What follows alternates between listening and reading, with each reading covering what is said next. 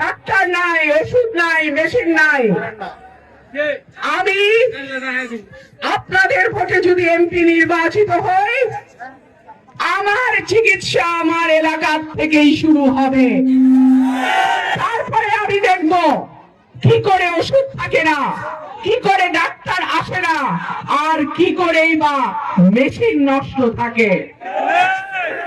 সরকারকে আমরা ট্যাক্স দেই, আয়কর দেই, আমরা সরকারকে পয়সা দেই যাতে সরকার এই উন্নয়নের কাজগুলো করে। আমরা সরকারকে পয়সা দেই যাতে বিনামূল্যে সরকারি স্বাস্থ্য সেবা আমরা পেতে পারি। সুতরাং সরকারে যেই আসুক না কেন, আমি একজন স্বতন্ত্র এমপি প্রার্থী হিসেবে সেই সরকারকে বাধ্য করব যাতে স্বাস্থ্য সেবা আমার এলাকার মানুষ পায়।